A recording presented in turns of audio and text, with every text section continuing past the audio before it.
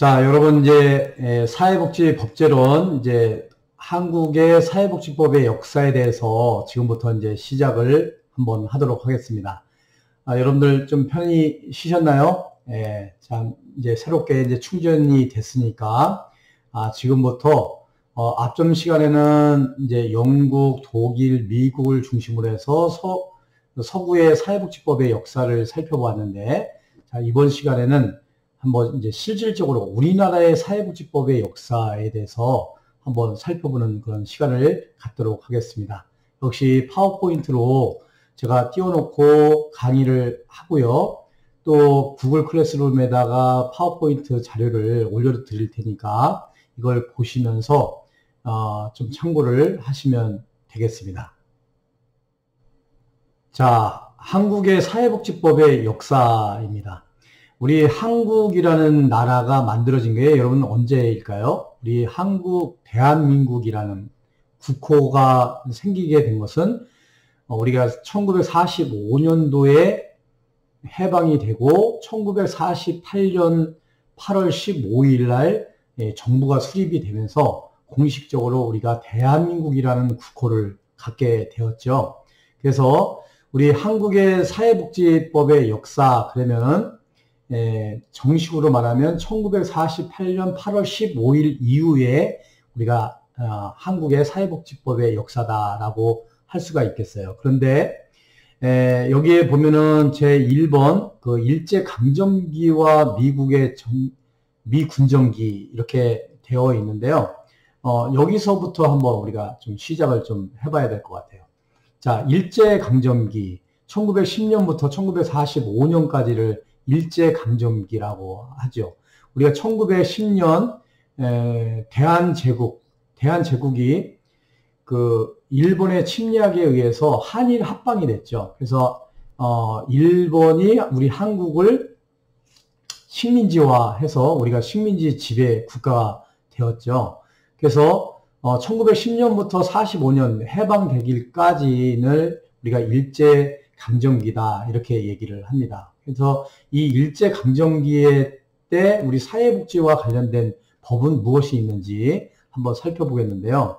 일본 구호법이라는 것이 1929년도에 제정이 되었는데 이 일본 구호법이 제정된 그 원흉이 돼서 제정된 1944년도에 조선구호령이라는 것이 있어요. 그래서 여러분들 1944년 조선구호령이라는 거 꼭 여러분들이 기억을 좀 해 두셔야 될 것 같아요. 이 1944년도의 조선구호령은 우리나라의 법을 만들어가는 데 있어서 아주 근간이 되는 그런 법이라고 할 수가 있겠어요. 그래서 그러나 이 1944년 조선구호령은 정치적 목적으로 우리 국민들을 회유하고 종속시키기 위해서 만든 명목상의 규정에 불과한 거예요. 그렇지만 이것이 우리 이제 사회복지법의 입법을 하는 데 있어서 근간이 됐다라는 거죠. 그 야만족 침략자인 일본은 내선 일체를 강요하고 사회복지 정책이나 법제에는 실질적으로 관심을 갖고 있지 않고 있다가 각종 약탈의 만행을 잔인하게 저질렀죠. 그러다가 이제 마지막으로 독립이 1945년도였으니까요. 1944년 1년 전에 조선구호령을 이제 집행을 했죠. 그러다가 뭐 집행을 하다가 이제 45년도에 우리가 독립을 하게 된 거잖아요. 근대적 공공부조의 성격을 가지고 있고 이 생활보호법의 기초가 됐어요. 우리나라의 생활보호법이라는 게 있는데 이제 조금 있으면 배우게 될 겁니다. 이 생활보호법의 기초가 되고 일본 구호법 1929년도에 원용이 됐던 법이 조선구호령이라는 법이에요. 그래서 꼭 여러분들이 1944년 이거 기억을 해 두셔야 됩니다. 이 조선구호령의 주요 내용은 뭐냐면 65세 이상의 노약자, 또 13세 이하의 유아, 임산부, 불구 등의 노동 능력이 없는 자에게 제한적으로 부조를 도와준 그런 제도가 조선구호령이에요. 급여 내용은 생활부조, 의료, 조산, 생업부조, 장제부조 등을 실시를 했어요. 그래서 극히 제한적이었죠. 65세 이상의 노약자, 그 13세 이하의 그런 유아들 중심으로 해서, 그래서 급여의 원칙은 자산조사를 전제로 하는 공공부조의 성격이고요. 공공부조라는 것은 공공기관에 의해서 도와주는 것을 공공부조다. 이렇게 여러분들이 이해를 하시면 되겠어요. 그리고 비용은 국가나 지방자치단체, 도, 읍, 면, 상호 분담을 한다라는 그 원칙을 가지고 시행됐던 게 조선 구호령입니다. 구호는 거택 보호를 원칙으로 한다. 거택이라는 건 뭐냐면 집에 있으면서 보호를 받는다는 거죠. 이것을 우리가 오늘날에 말하면 재가 복지다 이렇게 얘기를 해요. 있을 제자 집가자, 재가 복지. 이 당시에는 거택 보호다라고 이제 용어를 썼는데, 오늘날에서는 이제 뭐 시설 복지, 시설 복지는 시설에 입소를 해서 복지 혜택을 받는 것을 시설 복지. 또 재가 복지는 집에 있으면서 복지 서비스를 받는 것을 재가 복지. 이렇게 시설 복지와 재가 복지 이렇게 나누는데요. 이 당시에는 거택 복지라 이렇게 얘기를 했다는 거죠.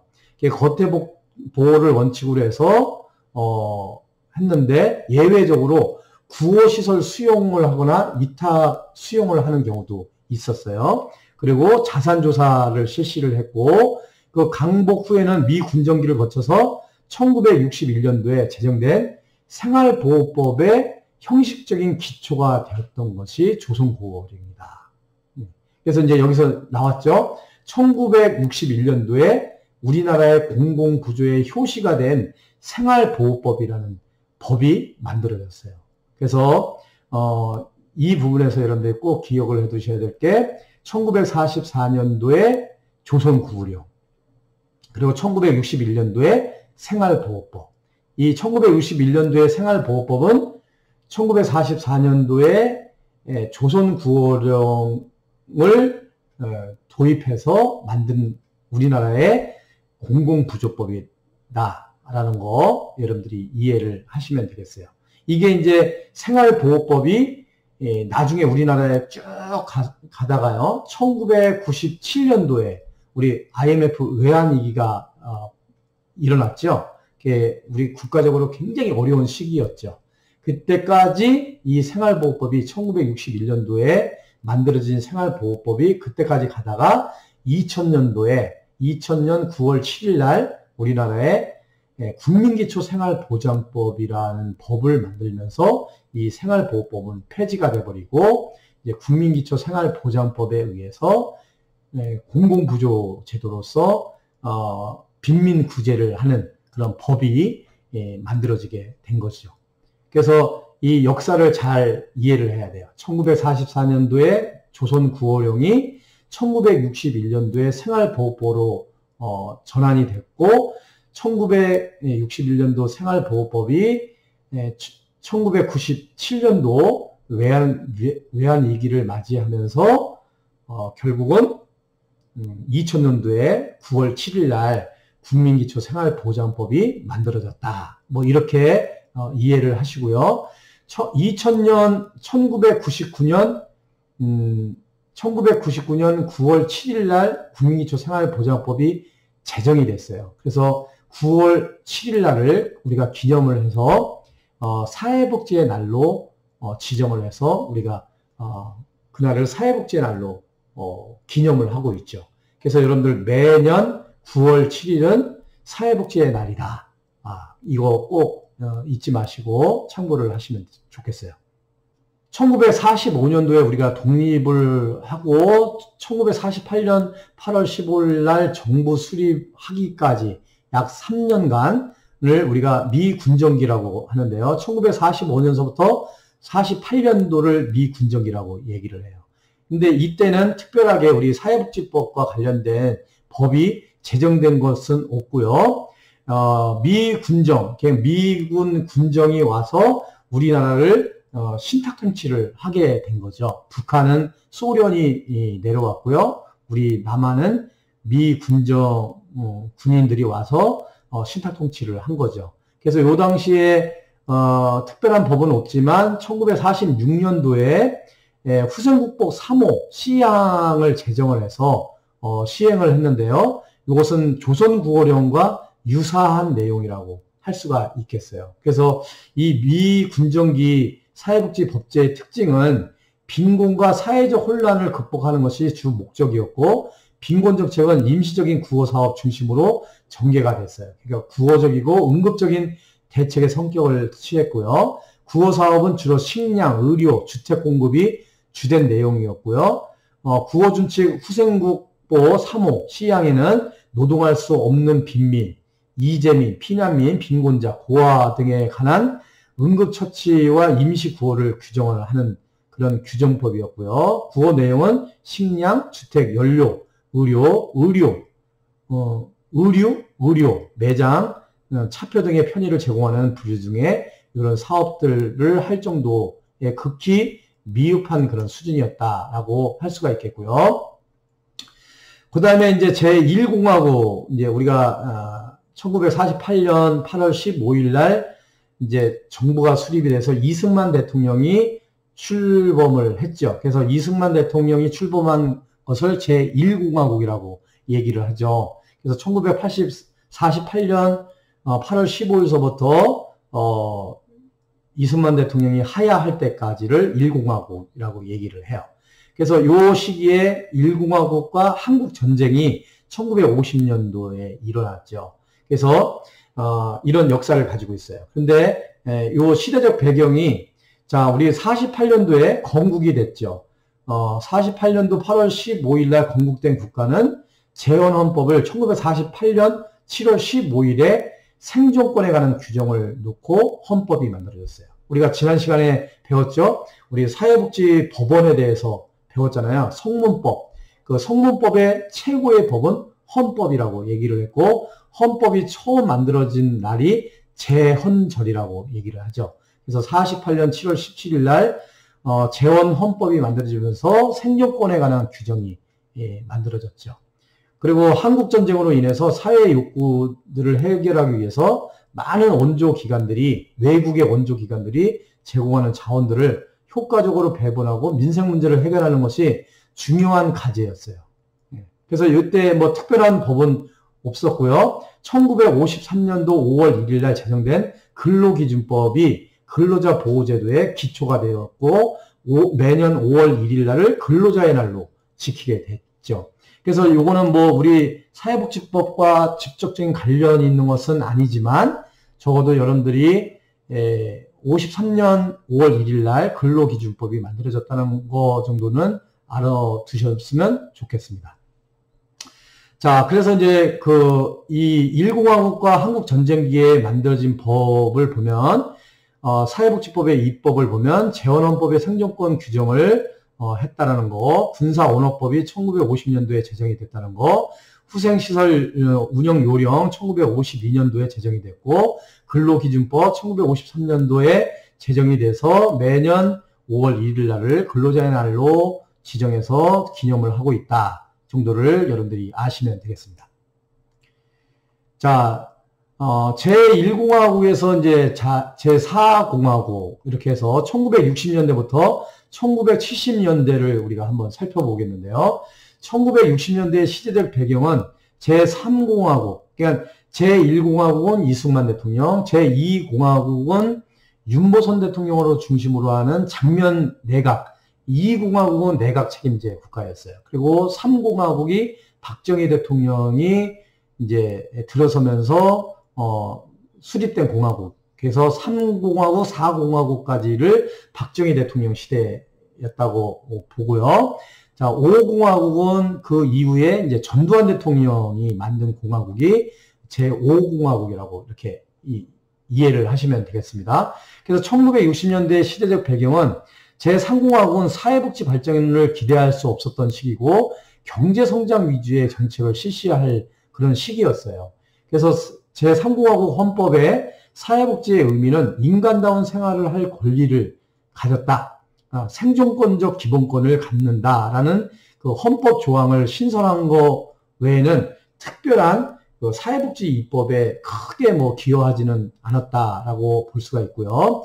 70년대 제3공화국 유신헌법이라고 그러는데, 유신헌법은 성장 속의 정치적 논리에 따라 법을 제정을 했어요.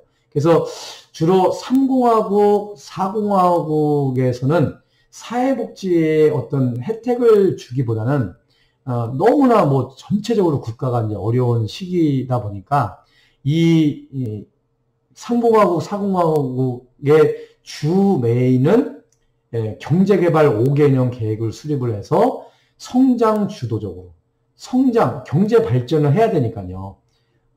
그때 우리가 이제 독립을 하고요. 6.25 전쟁 그 1948년도에 우리가 대한민국 국호로 처음 시작했을 때 당시에 경제 규모를 이렇게 한번 보면요. 세계에서 꼴찌에서 두 번째가 우리 한국이었대요. 그러니까 그만큼 굉장히 어려웠죠. 그러니까 북한은 우리보다 조금 더 잘 살았었어요. 48년도에는. 그러니까 이제 뭐 3공화국, 4공화국 때는 빨리 이 전체 국가적으로 빈곤 국가에서 벗어나기 위해서 경제 발전에 막 힘쓰던 그런 시기가 요 3공화국, 4공화국이다라고 할 수가 있겠죠. 그래서 고도의 경제 성장, 수출 주도형 경제 정책을 실시할 수밖에 없었고요. 저임금 저가의 곡물 정책이라든가 사회 취약계층의 발생, 빈부격차가 굉장히 심화되고요. 소득 분배에는 관심을 거의 두지 않아서 빈부의 격차가 굉장히 발생되고 커지는 그런 시기가 요 3공화국, 4공화국 시대라고 할 수가 있겠죠. 그래서 1960년대와 70년대의 사회복지 입법의 특성은요. 사회복지법을 만들어서 시행할 만한 여건이 성숙되지 못했고요. 사회복지 입법은 형식적으로 존재하지만 내용이 보잘것없는 법이라고 할 수가 있겠고 한국 현대 사회복지 입법 과정에서 기본적인 바탕을 마련했다고 볼 수가 있어요. 선언적 내용과 임의의 규정은 법의 내용으로 핵심적인 사항이 시행되지 못했어요. 이게 뭐냐면 임의 규정과 강제 규정이 있는데 강제 규정은 지난번에도 말씀을 드렸지만 must예요. 반드시 해야 돼요. 반드시 하지 않으면 처벌을 받게 되는 게 강제 규정이고 임의 규정은 뭐뭐뭐뭐 할 수 있다. 이렇게 법의 조항이 이렇게 돼 있는 것을 임의 규정이라고 하는데 이것은 어떤 선언적인 의미가 있으면서 해도 좋고 안 해도 좋은 뭐 해도 안 해도 뭐 처벌 조항이 없는 거예요. 그래서 우리 사회복지 입법을 보면 사회복지법을 보면 대부분 이런 임의 규정이 굉장히 많아요. 그래서 특히 이 3공화국, 4공화국 때는 이런 임의 규정이 굉장히 많았다.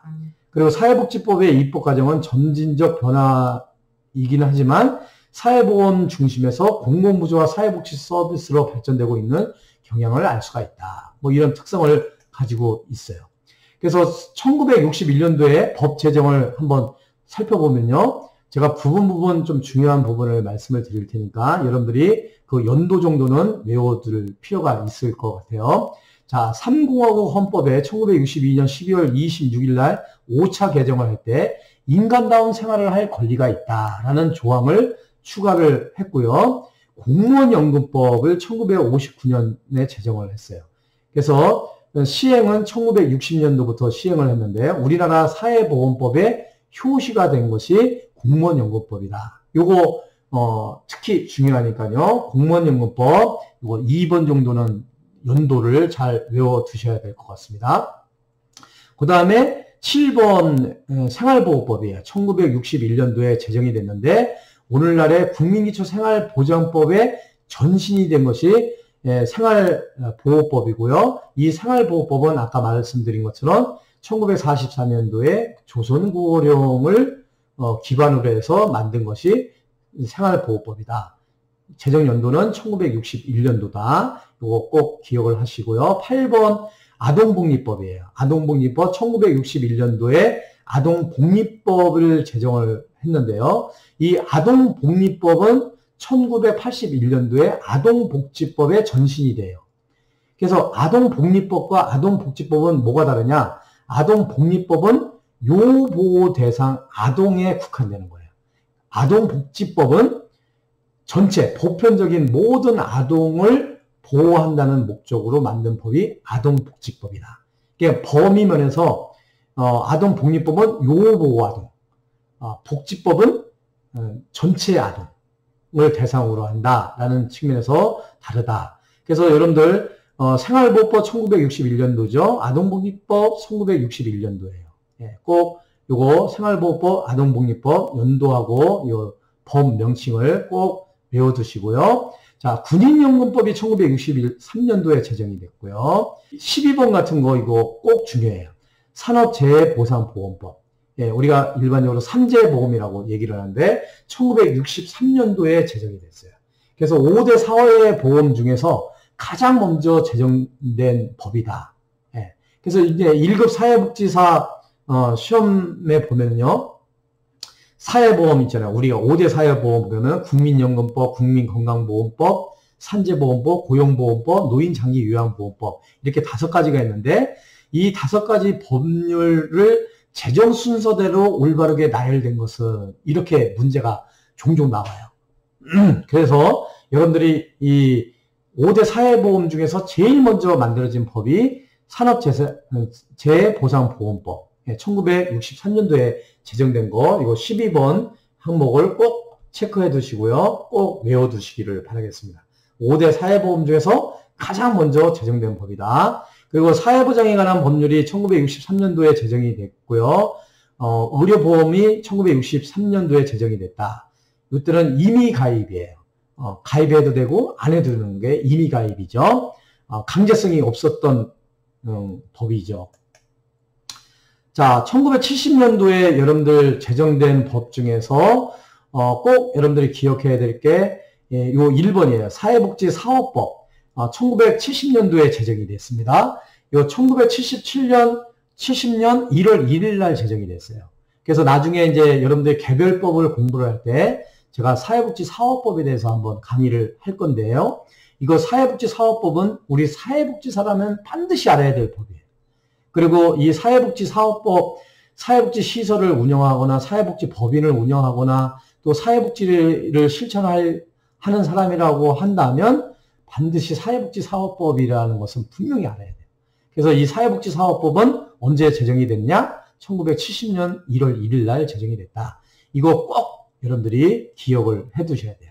그리고 사립학교 교직원연금법 1973년도에 제정이 됐고 국민복지연금법 이게 1973년도에 제정이 됐는데 이게 나중에 1986년도에 국민연금법으로 바뀌어서 시행은 1988년도에 시행이 됐어요.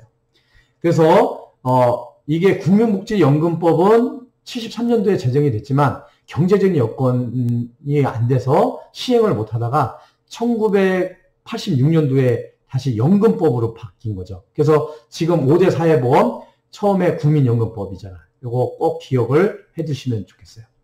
이 의료보호법이 1977년도에 제정이 됐는데요. 이 의료보호법은 오늘날의 의료급여법으로 바뀌었어요. 의료급여법. 이 의료급여법도 나중에 공공부조의 법인데요. 이거 나중에 한번 또 배우게 될 겁니다. 그때 참고를 하시게 되겠습니다. 자, 그 다음에 이제 1980년대로 이제 넘어가겠습니다.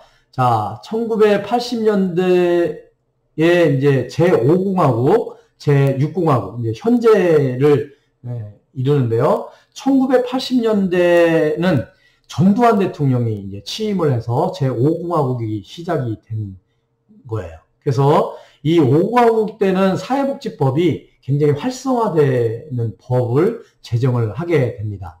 그래서 제5공화국 헌법을 1980년 제8차 개정을 하게 되는데요. 이 전두환 대통령 군사정권이잖아요. 군사정권을 들어서면서 이 사람이 캐치프레이즈로 국가 지표로 삼은 게 뭐냐면 복지국가 건설, 정의로운 사회 구현 뭐 이런 것을 내세우면서 이 복지와 관련된 입법을 굉장히 많이 했어요. 그래서 이거 꼭 외워두셔야 될 거 꼭 제가 체크를 해드릴 테니까 꼭 이건 외우셔야 돼요. 자, 2번 아동복지법 이거 외우셔야 돼요. 자, 1981년도에 제정된 법이 중요한 법이 3가지가 있는데요. 이거 꼭 외우셔야 돼요. 아동복지법 1981년도에 제정이 됐는데 이거 1961년도에 아동복리법을 대체한 법이 아동복지법이에요. 그러니까 1961년도에 아동복리법이 1981년도에 제정이 됐으니까요. 20년 만에 이제 이 선별적 복지에서 요보호 아동을 대상으로 해서 전체 아동, 보편적 복지로 변화되는 그런 복지법이다라고 할 수가 있겠고요. 이 아동복지법은 다음에 개별복지법을 얘기를 할 때 더 구체적으로 배우도록 하겠습니다. 세 번째는 심신장애자 복지법이에요. 심신장애자 복지법은 1981년도에 제정이 됐어요. 그래서 아동복지법, 심신장애자 복지법. 이 심신장애자 복지법은 1989년도에 장애인복지법의 전신이 돼요. 1989년도에 장애인복지법으로 바뀝니다. 그래서 여기 1981년도에 제정된 심신장애자 복지법은 심신, 마음신, 몸신. 그러니까 정신적 장애, 정신장애와 신체 장애에 국한된 5가지 범주의 장애인 복지법이에요. 그런데 이것이 89년도에 가서 10가지의 범주로, 장애 범주로 해가지고 장애인 복지법으로 명칭이 바뀌어요. 어떻든 간에 81년도에 심신장애자 복지법이 만들어지게 됩니다. 그 다음에 네 번째 노인복지법이에요.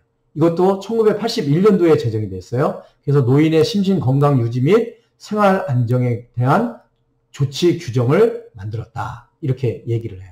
자, 여러분, 우리 사회복지를 할 때 우리 사회복지의 아주 가장 취약계층 뭐라 그랬죠? 아동, 노인, 장애인이에요. 그래서 아동, 노인, 장애인에 대한 복지법이 만들어진 것은 1981년도예요. 그러니까 아동복지법, 신신장애자 복지법, 나중에는 장애인복지법이 되는 거죠. 노인복지법. 이거 81년도에 전두환 정권 제5공화국에서 만들어졌다. 그래서 요거 3가지 법은 반드시 외워두셔야 돼요. 아동복지법, 심신장애자 복지법, 노인복지법은 1981년도에 만들어졌다. 이거요.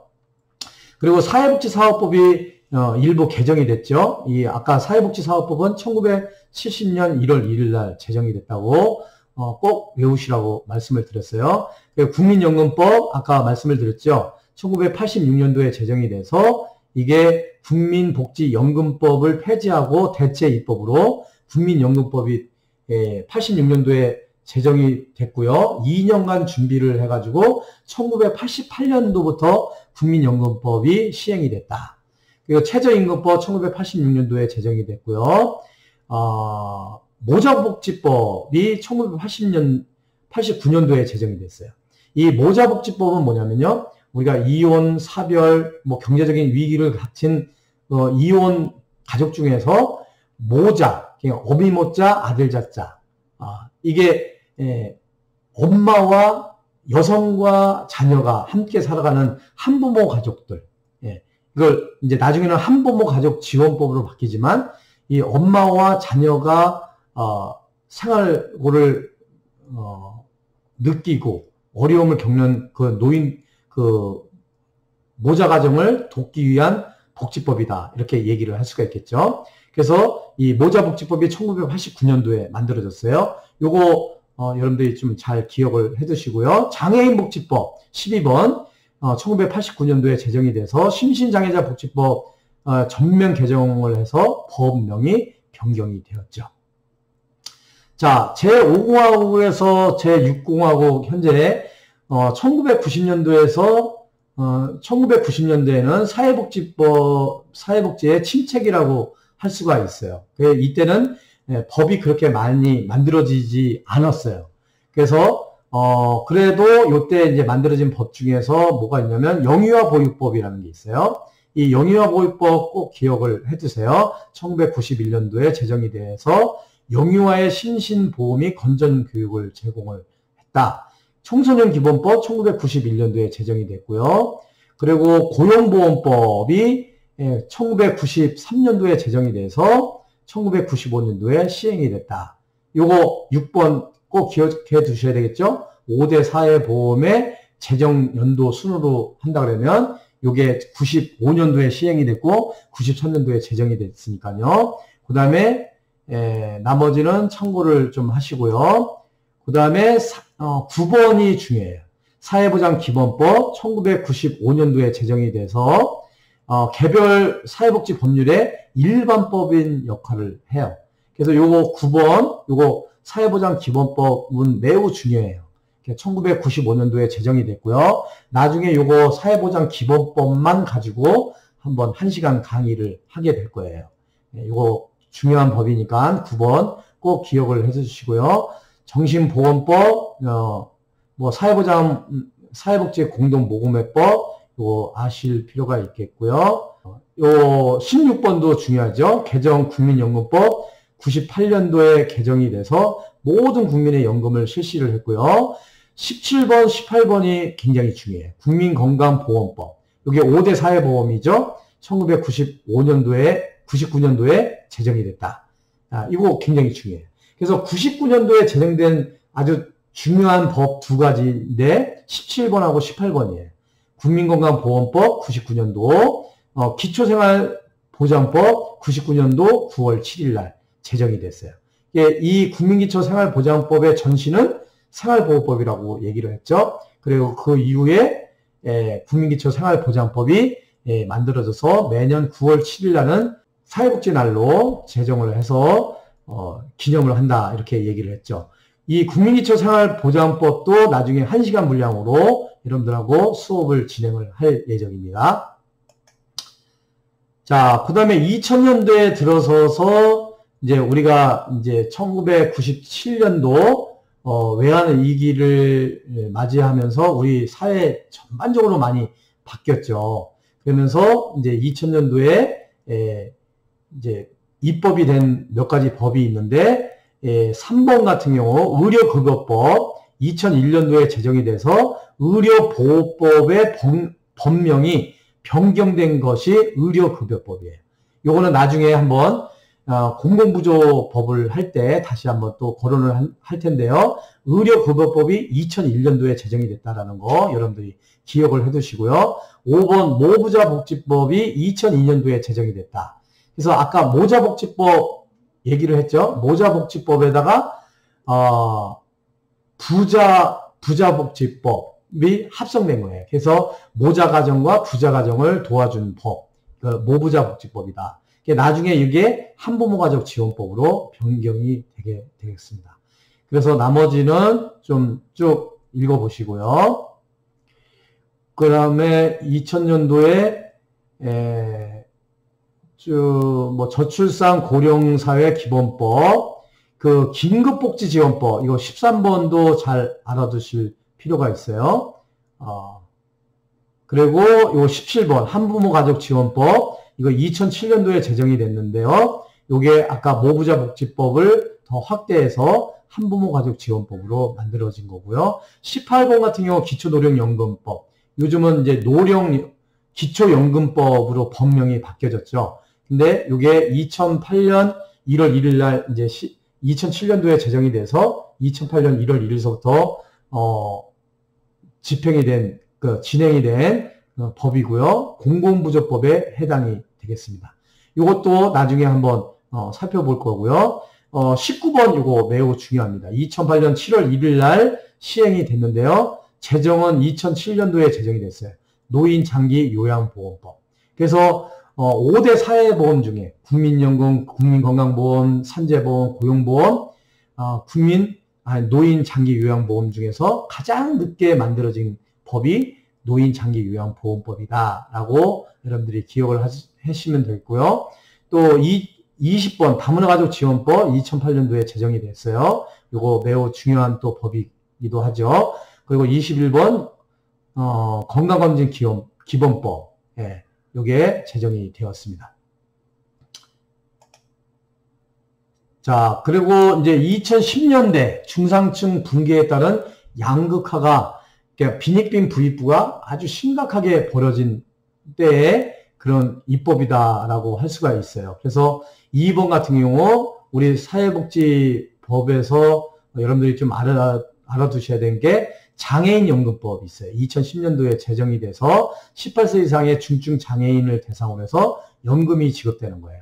제가 이제 유튜브를 통해서 이 영상을 여러 번 찍은 적이 있는데요. 여러분들 나중에 한번 참고를 하시면 되겠고요. 뭐 입양특례법, 또 장애아동복지지원법 이런 것들 우리가 좀 필요한 거고요. 12번의 아이돌봄 지원법, 그리고 기초연금법을 2014년도에 제정을 했어요. 기초노령연금법의 대체 입법으로 하고 있고요. 청소년복지지원법, 뭐 정신건강복지법, 뭐 이런 법들이 만들어져서 지금까지 우리 한국의 법이 이렇게 쭉 유지해 오고 있다라고 말씀을 드릴 수가 있겠습니다. 자, 우리나라의 사회복지 입법 과정의 특징, 그래서 사회복지 입법 과정에서 나타나는 흐름, 이런데요. 명분은 있지만 실질적인 내용이 약한 사회복지 입법이 지속적으로 제정이 됐고요. 일본의 법적 행정적 유산과 강복 이후에는 미국의 학문적 이론에 한국에 유입이 됐다. 또 현실적으로 적용 가능한 계층부터 제도를 정착시켜 나갔고요. 아까 말씀드린 것처럼 선별적 복지에서 보편적 복지로 확대해가는 양상을 띄우고 있다라고 할 수가 있겠습니다. 그 나머지는 한번 읽어보시고요. 사회복지 입법 과정에서 나타난 특성, 이렇게 보면 정치적 의도와 목적이 개입이 된 경우가 많고요. 개별법마다 서로 다른 시기에 입법되고 산재되어 있어서 체계적이지 못하고 임의 규정이 많아서 법적 실효성이 떨어졌다. 또 적용 범위에 있어서 선별주의에서 보편주의로 변화되고 있다. 사회 통제적 면에서 사회 통합적인 면에서 변화되고 있다. 그 사회보험의 실시는 산재보험, 의료보험, 연금보험, 고용보험 순으로 제정이 되었다. 요거 아까 뭐 연도순이라고 얘기를 했죠. 그래서 요거는 나중에 한번 이제 사회보험에 대해서 공부를 할 때 또 다시 한번 이야기를 하도록 하겠습니다. 자, 이상으로 여러분들과 지금까지 한국의 사회복지법의 역사에 대해서 한번 살펴봤는데요. 어떻게 보면 좀 연도를 외워야 되고 그 법의 내용을 읽어야 되고 한 30분 정도의 분량으로 한국의 그 몇십 년 되는 복지법을 다 얘기하기에는 좀 한계가 있는 것 같습니다. 좀 빠르게 뭐 진행을 했지만은 여러분들이 이 동영상을 잘 참고를 하시고 또 구글 클래스룸에 올려드린 PPT 자료를 좀 참고를 하셔가지고 필요한 부분들 제가 이렇게 딱 짚어드린 그 내용들을 여러분들이 잘 참고를 해서 우리 한국의 사회복지법의 역사를 여러분들이 암기할 부분들은 좀 암기를 하시고 또 이해할 부분들은 이해를 해 주시면 좋겠습니다. 자, 여기까지 수업 받으시냐고 수고 많이 하셨습니다. 여러분 또 다음 주에 뵙도록 하겠습니다. 여러분 감사합니다.